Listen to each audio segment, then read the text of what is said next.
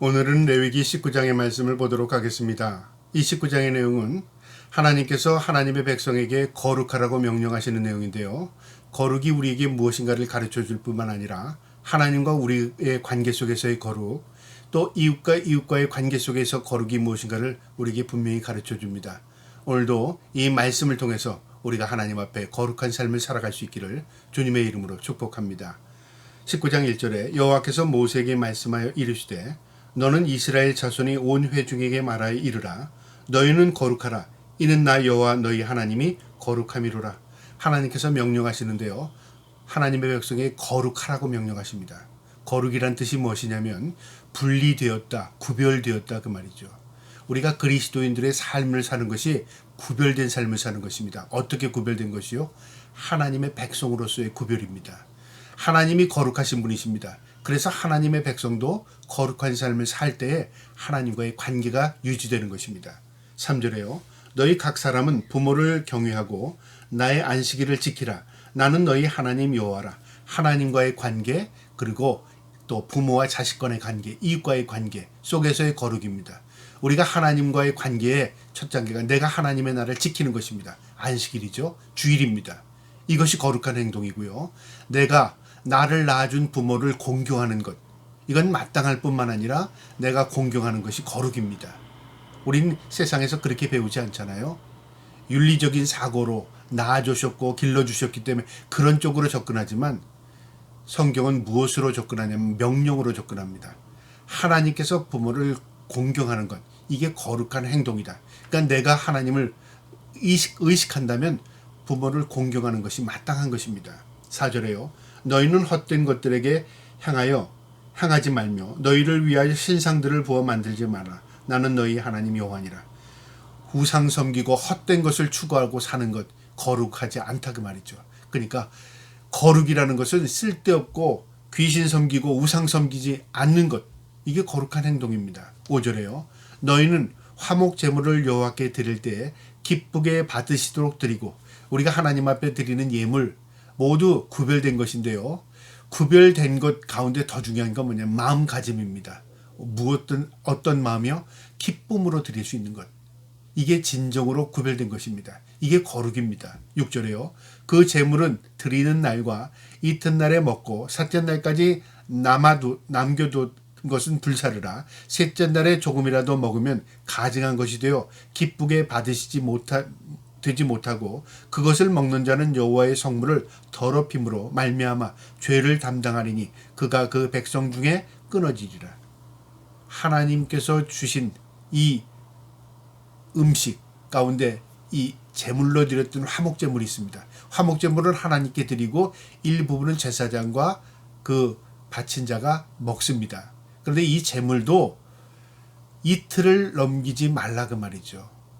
왜냐하면 이것이 손상될 수도 있고 이것은 두고두고 먹는 음식이 아니라 하나님과의 관계 속에서 하나님의 명령으로 먹는 것이다 그 말이죠. 물론 부패의 의미도 있을 것입니다. 여러 가지 이유가 있었겠지만요. 중요한 건 하나님의 명령으로 되어 있습니다. 그러니까 우리가 그렇게 살면 하나님은 우리의 삶을 거룩하게 구별해 나가시는 겁니다. 그러니까 먹는 것도 구별되게 먹는 것, 중요한 사실이라 그 말입니다. 9절에요. 너희가 너희의 땅에서 곡식을 거둘 때 너는 밭 모퉁이까지 다 거두지 말고 내 떨어진 이삭을 줍지 말며, 곡식을 거둘 때도 모두 싹 깨끗하게 걷지 말고 일부분은 남겨두라 그 말이죠. 이삭을 더 줍지 말라 그 말이죠. 왜냐하면 가난한 자들, 불쌍한 자들, 심지 못하는 자, 거두지 못하는 자들을 남겨두라 그 말이죠. 베풀어라 그 말이죠. 이게 거룩입니다. 여러분, 거룩이라는 건 깨끗하고 어떤 건 다른 사람이 보기 외모가 거룩해서 거룩한 게 아니라 남을 인식하고 남을 돕고 그 다음에 은혜를 베푸는 것, 이게 거룩이라 그 말이죠. 그래서 이삭을 다 줍지 말랍니다. 10절에요. 내 포도원의 열매를 다 따지 말며 내 포도원에 떨어진 열매도 줍지 말고 가난한 사람과 거류민을 위하여 버려두라.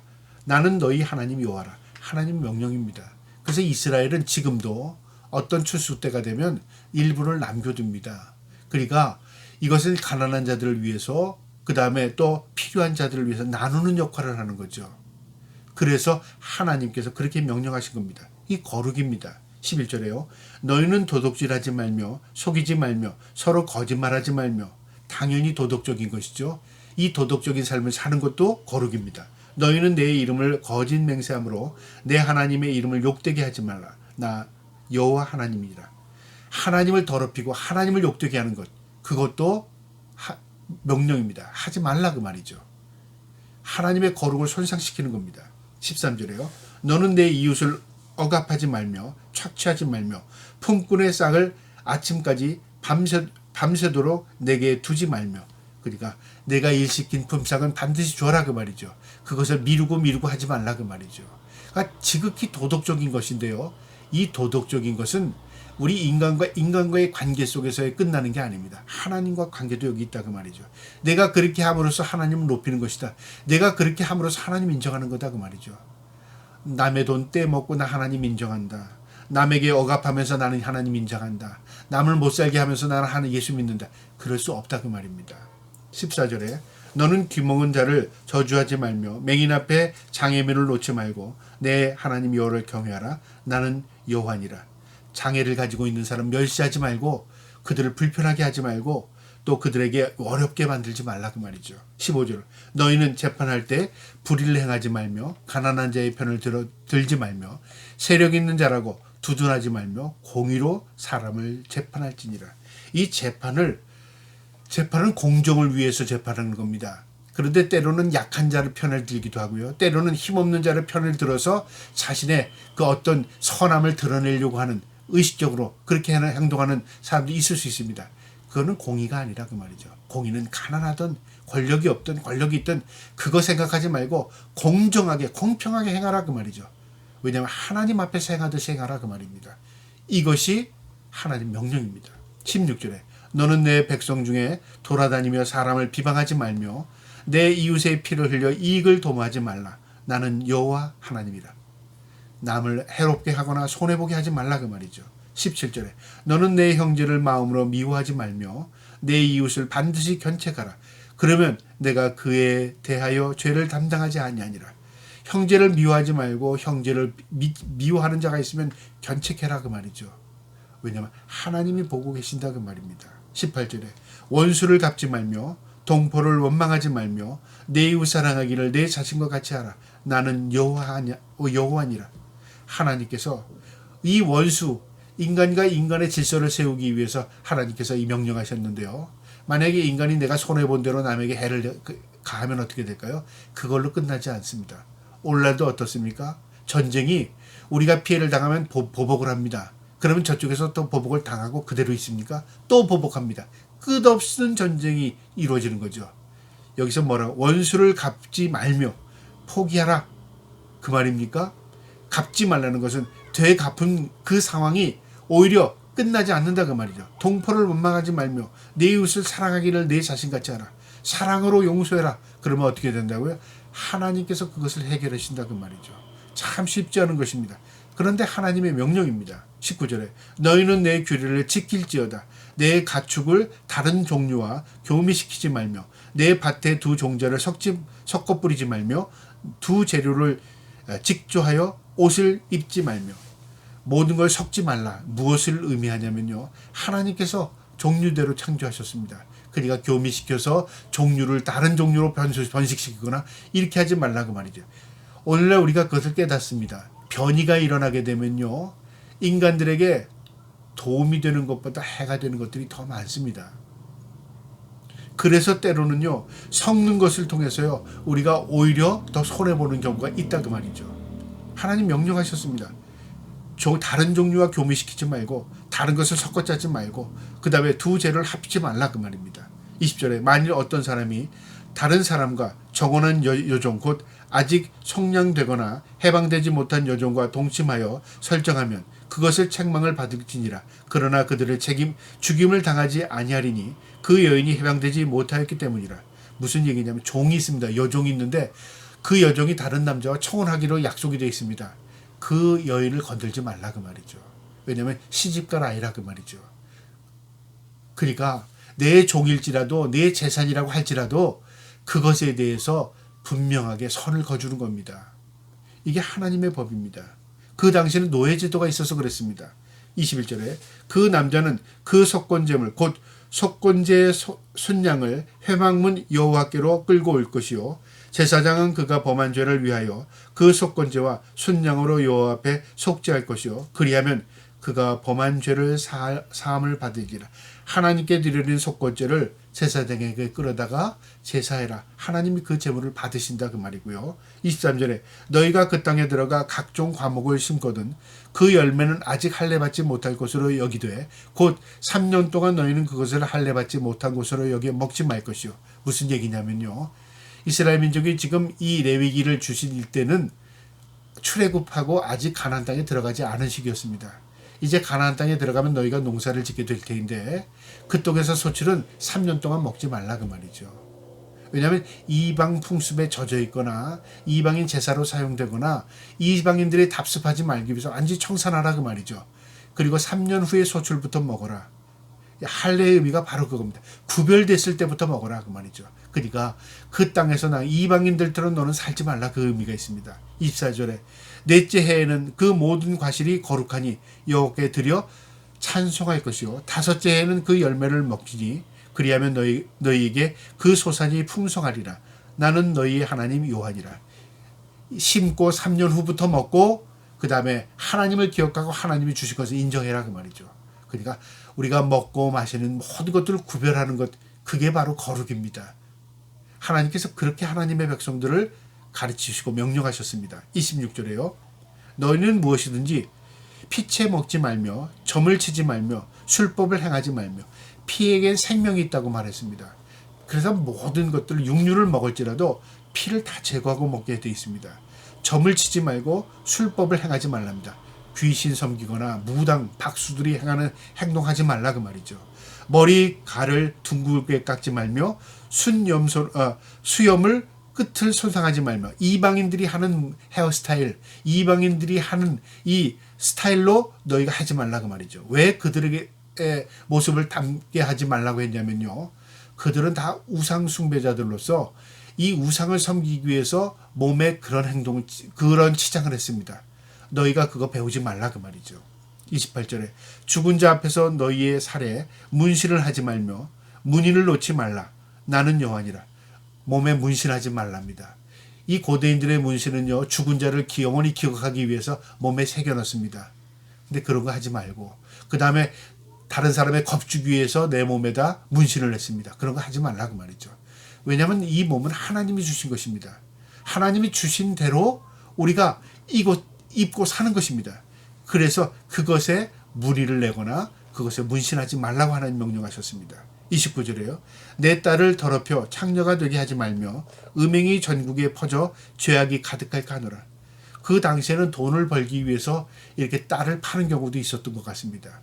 그런데 하나님의 백성에게 분명히 명령했습니다. 너희의 딸을 창녀로 만들지 말라 그 말이죠. 그러니까 아무리 어려울지라도 하나님 의지하고 살라 그 말입니다. 30절에 내 안식일을 지키고 내 성소를 귀히 여겨라. 나 여호와니라. 안식일, 성소, 하나님이 계심을, 하나님이 임재하심을 늘 의식하고 살아라 그 말입니다. 우리가 오늘날도 예배하고 주일 지키고 그 다음에 하나님의 백성으로 구별된 삶을 사는 게 모두 뭡니까? 하나님의 자녀로서의 의식입니다. 인식하고 사는 것입니다. 31절에요. 너희는 신접한 자와 박수를 믿지 말며 그들을 추종하여 스스로 더럽히지 말라. 나는 너희 하나님 여호와라. 우상 숭배나 귀신이나 박수 숨기지 말라 그 말이죠. 하나님과 우상을 함께 섬길 수 없습니다. 두 주인을 섬길 수 없다고 분명히 말씀하셨습니다. 그래서 하나님께서는 분명히 말씀하십니다. 이런 접신자, 박수들, 무당들 섬기지 말라. 행하지 말라. 이것은 너를 스스로를 더럽히는 것이다 그 말이죠. 너는 셋머리 앞에서 일어서고 노인의 얼굴을 공경하며 내 하나님을 경외하라. 나 여호와이니시라. 셋머리라는 것은 나이가 많이 들은 머리가 쉰 사람을 의미합니다. 나이 든 분들을 공경해라 그 말이죠. 이것은 하나님의 명령인 것입니다. 이게 인간들의 사회의 질서입니다. 인간들이요 능력으로 줄을 세우고 능력 있는 자리에 앞선다면 어떻게 될까요? 결국 세상은 질서가 파괴됩니다. 질서는 뭐냐면요 하나님이 세운 질서입니다. 먼저 태어난 자들, 머리가 쉬고 세상에 먼저 살아온 사람들, 이 먼저 산 사람들, 이 후손들이 공경해 줄 때요, 세상은 질서가 세워지는 것입니다. 하나님은 이미 이것을 인간들에게 명령하셨습니다. 그래서 머리가 쉰 사람들이 일어서서 공경하고 노인을 공경하라고 말씀하십니다. 33절에요. 거류민이 너희의 땅에 거류하여 함께 있거든 너희는 그를 학대하지 말고, 이방인들, 외국인들, 이 땅에 들어와서 살고자 하는 사람들 학대하거나 무시하지 말라 그 말이죠. 너희도 그랬어 그 말이죠. 너희도 이방에서 살던 노예 생활하던 존재들이야. 이스라엘 민족이 가나안에서, 이 애굽에서 노예 생활하지 않습니까? 하나님께서 모세를 통해서 출애굽시켜 줬습니다. 그러니까 이방인들을 생각할 때 항상 너희도 그랬던 존재임을 깨닫고 그들을 무시하지 말라 그 말이죠. 34절에 너희와 함께 있는 거류민은 너희 중에서 나은 자같이 여기며 자기같이 사랑하라. 너희도 애굽 땅에서 거류민이 되었었느니라. 나는 너희 하나님 여호와니라. 너희도 애굽에서 종살이하던 존재들이야. 너희 그들을 무시하지 말고 사랑해라 그 말이죠. 35절에 너희는 재판할 때나 길이나 무게나 양을 잴 때에 불의를 행하지 말고, 그러니까 무게, 길이, 넓이, 장사할 때, 사업할 때 그 말이죠. 눈속임하지 말라 그 말입니다. 공평한 저울과 공평한 추와 공평한 에바와 공평한 흰을 사용하라. 그냥 공평하게 적정하게 이 자울의 재고 공평하게 거래해라 그 말이죠. 정당하게 거래해라 그 말이죠. 나는 너희를 인도하여 애굽에서 나오게 한 너희 하나님 여호와라. 내가 너희를 보고 있다. 너희를 이끌어낸 자가 나다 그 말이죠. 그러니까 너희는 항상 하나님을 의식하고 살아라 그 말이죠. 불법을 저지르지 말고 인간들 사이에서 질서를 파괴하지 말라 그 말입니다. 마지막 37절에 너희는 내 모든 규례와 내 모든 법도를 지켜 행하라. 나는 여호와니라. 하나님의 백성과 하나님의 언약입니다. 너희는 하나님을 의식하고 살아가고 항상 사람들을 가운데서 질서를 유지하고 이방인들을 무시하지 말고 사랑하고 항상 공평하고 정의롭게 살고 그 다음에 공정하게 행하라. 이게 하나님의 법입니다. 이게 뭐냐면요, 이게 바로 거룩입니다. 우리가 거룩이라는 것을 종교적으로 해석을 하려고 하는데요, 사실 지극히 도덕적이고 지극히 상식적이고요, 지극히 일반적이고 하나님의 마음입니다. 이게 거룩입니다. 저와 여러분이 오늘날 이 땅에 살아가지만 항상 하나님 앞에서 살아가는 마음으로 거룩하게, 그리고 공정하게, 그리고 호람도의 마음으로 살아갈 수 있기를 주님의 이름으로 축복합니다. 아멘.